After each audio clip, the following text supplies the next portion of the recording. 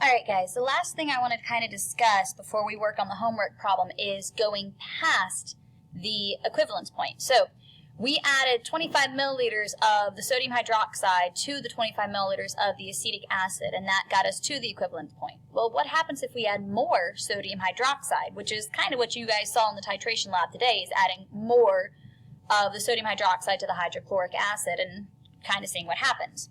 So let's say as we were doing this titration, we added a total of, not 25, sorry, that would be the equivalence point.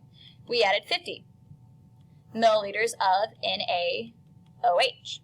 So just like every step we've done so far, we're going to do a reset button. So we're going to pretend like none of the acetic acid and sodium hydroxide have reacted. So we have our reaction with hydroxide, sodium hydroxide, going to form H2O and our acetate ion. And just like last time, we're going to do our moles. So 1 times 0.02 gives us 0.025 moles.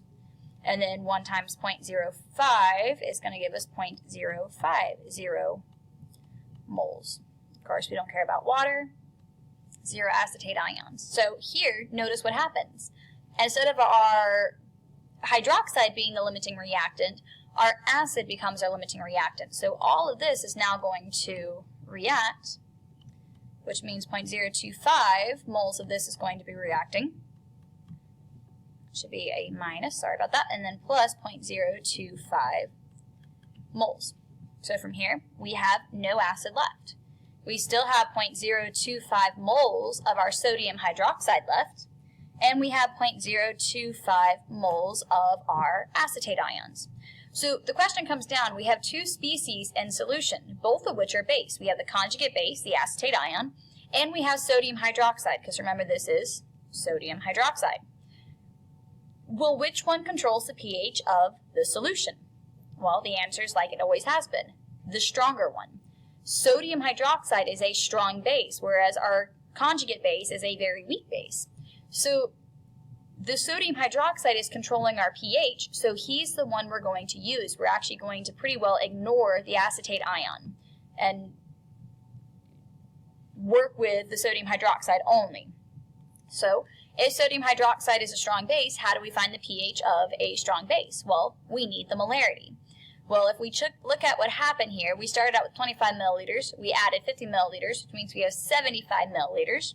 So to find molarity, moles over liters, we are dividing our 0.025 moles by 0.075 liters. Okay? And that's going to give us a molarity of 0.33 molar. And remember, sodium hydroxide being a strong base dissociates completely,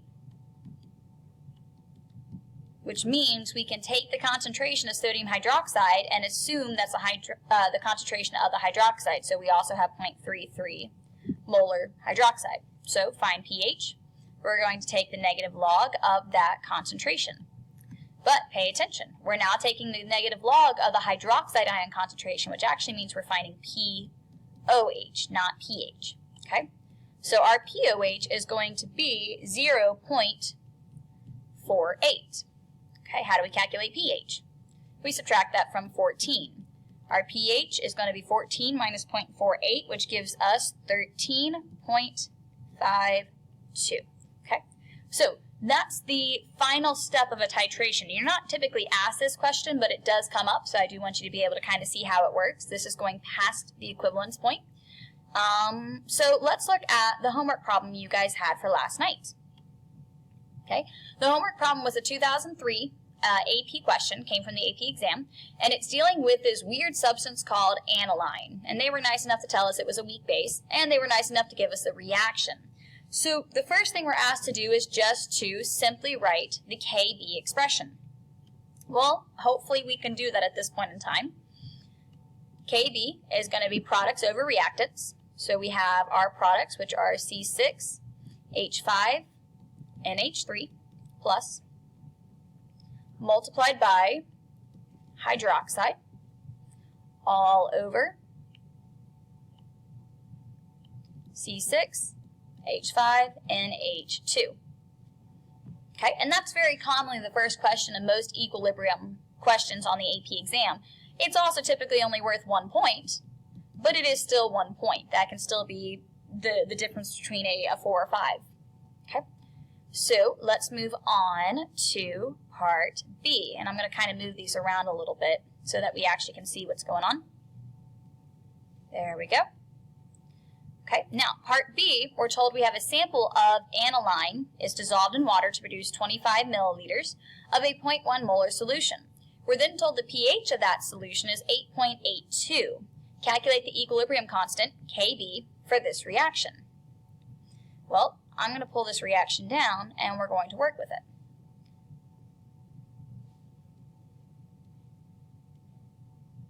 Okay, hopefully that gives us a little bit more room to work with.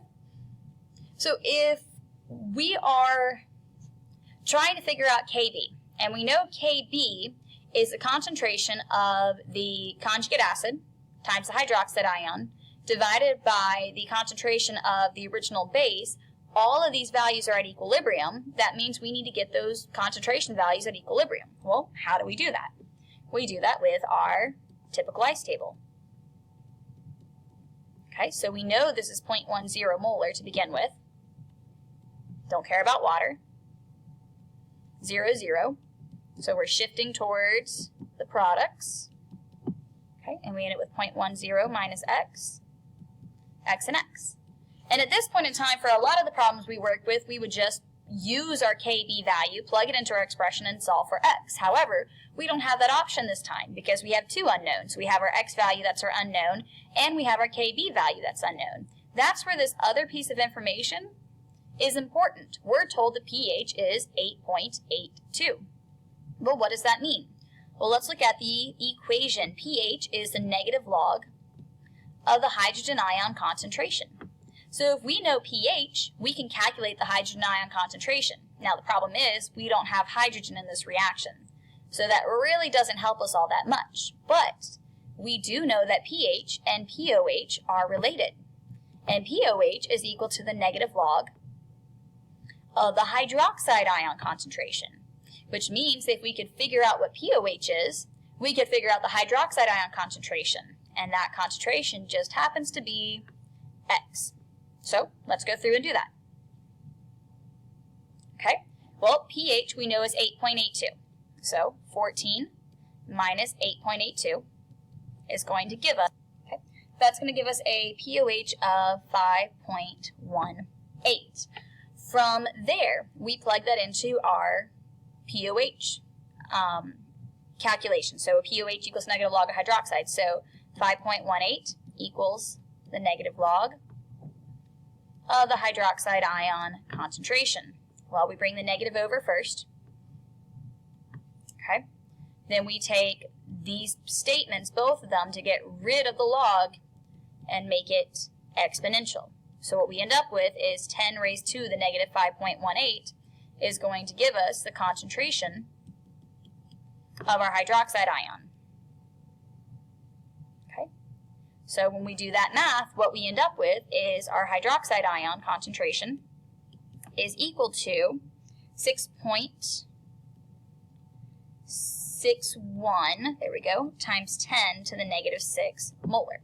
Now what we can do is plug this value back into our ice table for x and solve for our equilibrium expression. Okay, so, sorry, not sure why it's spazzing like that.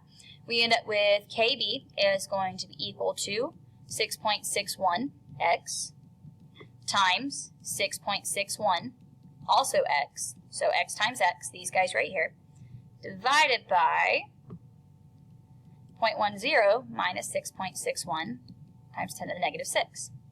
0.1 minus x. Okay, and when we go through and do that math, what we get is a Kb value of 4.37 times 10 to the negative 10th. So that takes care of B. A little bit of work on that one, and a little bit of problem solving. So just kind of remember there's a couple different ways this problem can be asked. You could be given pH. You could also be given percent dissociation, which we've seen before in class. And you could also be given the concentrations and be asked to, and the Kb or Ka, and asked to find the equilibrium concentrations, or your pH. So a couple different ways this question can be asked. I'm going to stop here for right now because I'm running out of time on this video, and I will do part C, D, and E on the next video. Thanks, guys.